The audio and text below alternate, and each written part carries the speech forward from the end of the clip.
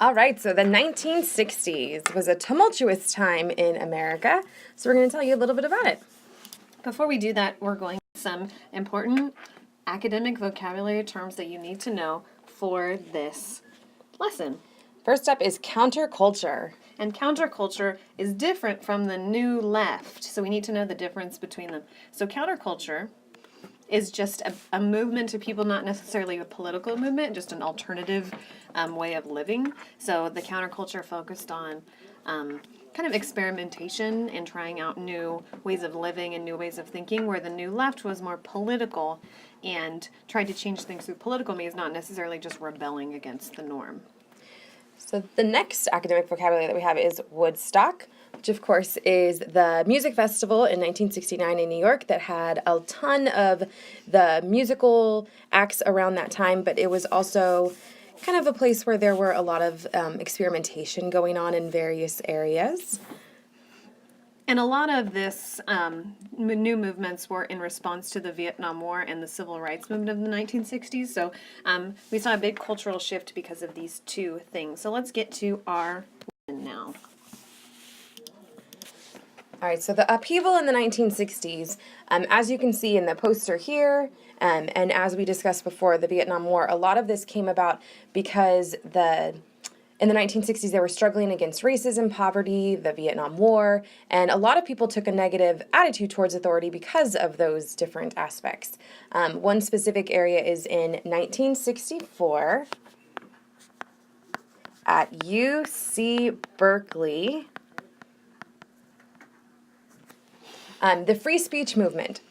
And so there were a lot of protesters, but they promoted the fact that war promotes corporate interest, and there was a middle class, especially the young people, that became radical political rebels, and others did turn to mind-bending drugs and, quote, tuned in and dropped out, while others did their own thing in communes and alternative living institutions. So this is the beginning of kind of this movement in favor of free speech.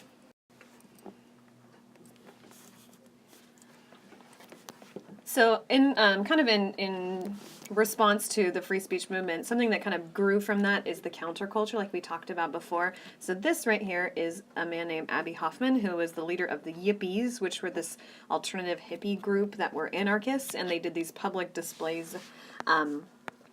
There you go.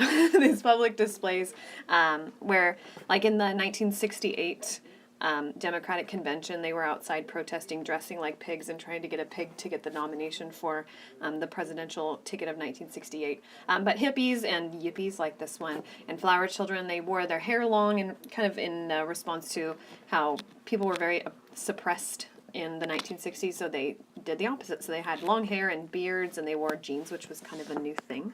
Long hair and beards. And then folk music is going to give a voice to this generation, and rock and roll will provide a beat to the movement.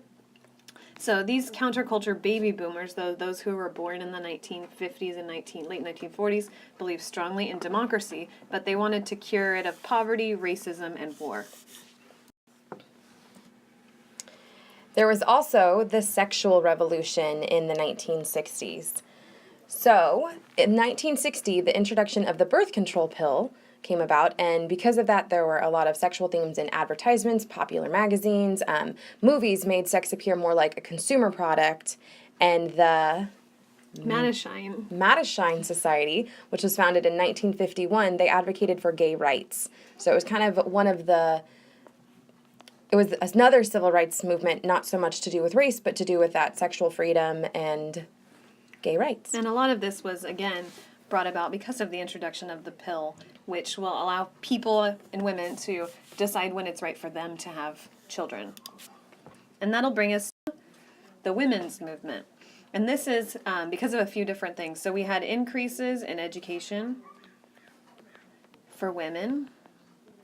So, and then it's also not just in, obviously, high school, but in post-high school, post-secondary education. And then increases in employment, so women had more opportunities.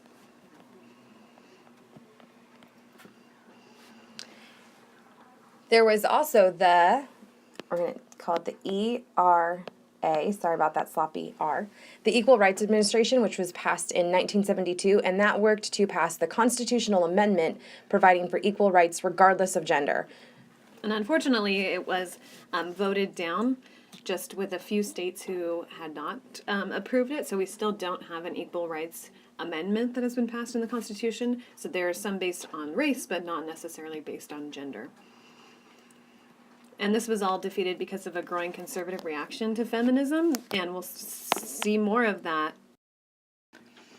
And we'll see more of that in the 1980s with the Reagan administration and the emergence of the new conservative or the new right. That is the 1960s in a nutshell.